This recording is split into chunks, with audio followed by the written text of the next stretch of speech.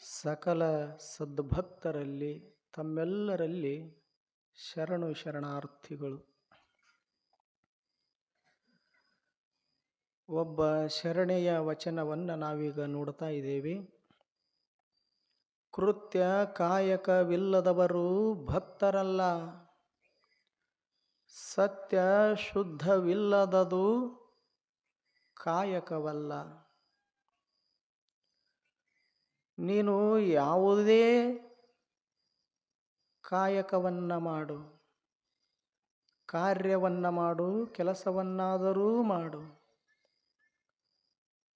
ಅದು ಹೇಗಿರ್ಬೇಕು ಅಂತ ಕೇಳಿದ್ರೆ ಪ್ರಾಮಾಣಿಕವಾಗಿರಬೇಕು. ಅದರೊಳಗೆ ಒಂದಿಷ್ಟು ಮೋಸ, ವಂಚನೆ, ಕಪಟತನ ಅನ್ನುವಂಥ ಭಾವ ಮಿಶ್ರಿತವಾಗಿ ಇರಬಾರದು. ಆ ಎಲ್ಲ ಮಾಡುವ ಕಾರ್ಯಗಳು ಹೀಗಿರ್ಬೇಕಲ್ಲ, ದೇವನ ಕಾರ್ಯಗಳಂತ ತಿಳ್ಕೊಂಡು ಮಾಡಬೇಕೇ ವಿನಃ ಇವು ಯಾರ್ದರೇ ಕಾರ್ಯಗಳಂತ ತಿಳ್ಕೊಂಡು ಮಾಡೋದಲ್ಲ. ಅದಕ್ಕೊಂದಿಷ್ಟು ಅವ್ರೇನಂತಾರ ಶರಣರು ಸಂತರು, ನೀನು ಮಾಡುವಂಥ ಕೆಲಸ ಕಾರ್ಯ ಸಣ್ಣದಿರವಲ್ದ್ಯಾಕ ದೊಡ್ಡದಿರವಲ್ದ್ಯಾಕ ಅದು ಮಹತ್ವದ್ದಲ್ಲ. ಆ ಕರ್ತವ್ಯವನ್ನು ಕೆಲಸ ಕಾರ್ಯವನ್ನು ಎಷ್ಟು ಪರಿಶುದ್ಧ ಭಾವದಿಂದ ಮಾಡ್ತಿ ಅನ್ನುವಂಥದ್ದು ಮಹತ್ವದ್ದು. ಎಷ್ಟು ನಿರ್ಮಲ ಮನಸ್ಸಿನಿಂದ ನೀನು ಮಾಡ್ತಿ ಅನ್ನುವಂಥದ್ದು ಶ್ರೇಷ್ಠ. ಅದಕ್ಕೊಂದಿಷ್ಟು ಎಲ್ಲರೂ ಮಾಡ್ತಾರಂತ ನೀ ಮಾಡಾಕ ಹೋಗಬೇಡ, ಒಂದಿಷ್ಟು ತಿಳ್ಕೊಂಡು ಮಾಡಂತ ತಿಳ್ಕೊಂಡು ಶರಣರು ಸಂತರು ಹೇಳ್ತಾ ಇದ್ದಾರೆ. ಈಗ ಹಕ್ಕಿ ಕೆಲಸ ಏನು? ಹಾರೋದು. ಜೀವನದುದ್ದಕ್ಕೂ ಹಾರ್ಕೋತ ಇತ್ತು ಅಂದ್ರೆ ಅದಕ್ಕೆ ಹಕ್ಕಿ ಅಂತಾರೆ.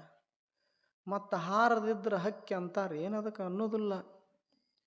ಈಗ ನವಿಲಿನ ಕೆಲಸ ಏನು? ನೃತ್ಯ ಮಾಡೋದು. ನೃತ್ಯ ಮಾಡದಿದ್ರೆ ಅದು ಯಾವ ನವಿಲು? ಗರಿ ಬಿಚ್ಚಬೇಕು, ಆನಂದವಾಗಿ ಕುಣ್ಕೋತ ಇರಬೇಕು ಅಂದ್ರೆ ನವಿಲ. ಭಗವಂತ ಅಷ್ಟೆಲ್ಲ ಸೌಂದರ್ಯವನ್ನು ಕೊಟ್ಟಾನ ನವಿಲಿಗೆ.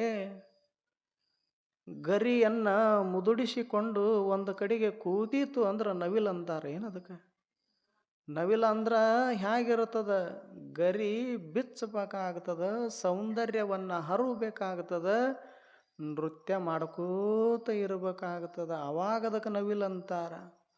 ಹಾರ್ಕೋತ ಇದ್ರ ಹಕ್ಕಿ ಅಂತಾರ, ಕುಣ್ಕೋತ ಇದ್ರ ನವಿಲ್ ಅಂತಾರ, ಹಾಡ್ಕೋತ ಇದ್ರ ಕೋಗಿಲೆ ಅಂತಾರ. ಮತ್ತು ಹಾಡದಿದ್ರ ವಸಂತ ಮಾಸ ಬಂದದ, ಎಲ್ಲ ಮರಗಳು ಚಿಗುರು ಬಿಟ್ಟದ, ಆದರೂ ಸಹಿತ ಅದು ಹಾಡದಿದ್ರ ಕೋಗಿಲೆ ಅಂತಾರೇನು? ಕೋಗಿಲೆ ಅನ್ನೋದಿಲ್ಲ. ಅದಕ್ಕೆ ಅವ್ರಂತಾರ ಹಕ್ಕಿ ಹಾರ್ಕೋತ ಇರಬೇಕು, ನವಿಲ ಕುಣ್ಕೋತ ಇರಬೇಕು, ಕೋಗಿಲೆ ಹಾಡ್ಕೋತ ಇರಬೇಕು.